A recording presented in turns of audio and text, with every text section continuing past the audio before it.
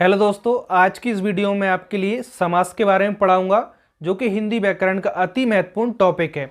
इससे प्रत्येक परीक्षा में एक प्रश्न जरूर पूछा जाता है। तो चलिए हम स्टार्ट करते हैं। यहाँ पे सबसे पहले यहाँ पे समास जो है इसकी परिभाषा जानते हैं। समास किसे कहते हैं? देखिए दोस्तों, समास हम कहेंगे यानी संक्षिप्तीकरण को हम समास कहते हैं। ठीक है, मैं बड़े आराम से आपके लिए बताऊंगा इस वीडियो में। संक्षिप्तीकरण को क्या कहते हैं? समास कहते हैं। देखिए, एक शब्द में हम इस समास को कहना चाहे, एक शब्द में इसकी डेफिनेशन देना चाहे तो वो होगी संक्षिप्तीकरण। सिंपल है, संक्षिप्तीकरण को समास कहते हैं। इसको हम समझते हैं संक्षिप्तीकरण क्या होता है। संक्षिप्तीकरण यानी कि संक्षेप, छोटा करने की प्रक्रिया समास कहलाती है। देखिए, समास में क्या होता है, दो या दो से अधिक जब पद मिलकर एक छोटा या संक्षेप शब्द में परिवर्तित हो जाते हैं वो हमारा समास कहलाता है। यानी कि समास आपकी दो या दो से अधिक पदों को संक्षेप यानी छोटा करने की प्रक्रिया होती है। ठीक है, इतना हम याद रखेंगे। परीक्षा में एक प्रश्न यहीं से डायरेक्ट पूछा जाता है कि समास किसे कहते हैं। ऑप्शन मिल जाएंगे आपके सामने, तो एक ऑप्शन मिलेगा संक्षिप्तीकरण, तो संक्षिप्तीकरण पर आप टिक कर देंगे। ठीक है दोस्तों, तो यहाँ पे मैं परिभाषा आपके लिए समझ गए होंगे कि संक्षिप्तीकरण को समास कहते हैं। इसके प्रकार या भेद, ठीक है, ऐसा करके पूछा जाता है, या तो प्रकार लिखा होगा या फिर भेद लिखा होगा। तो अब बताएंगे इसके भेद 6 होते हैं। ठीक है, समास कितने भेद होते हैं? 6 होते हैं। 6 के पहले हम नाम देख लेते हैं, फिर इसके बाद हम एक एक करके इनको डिटेल में भी पढ़ेंगे।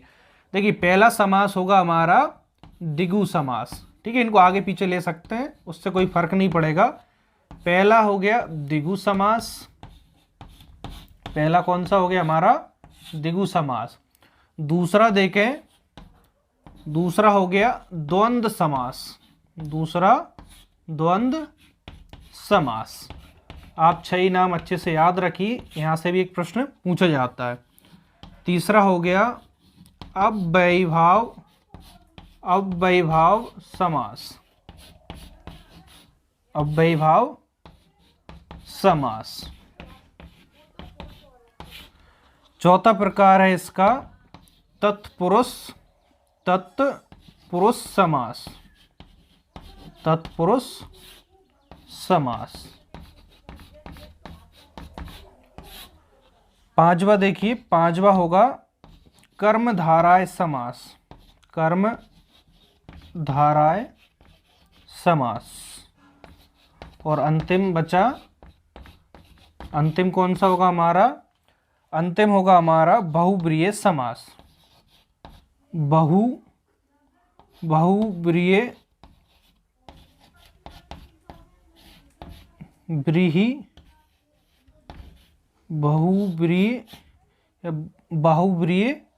समास।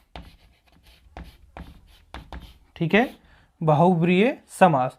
ठीक है, आपके सामने जो समास इसके 6 प्रकार हो गए: द्विगु समास, द्वंद्व समास, अव्ययीभाव समास, तत्पुरुष समास, कर्मधारय और बहुब्रीहि समास।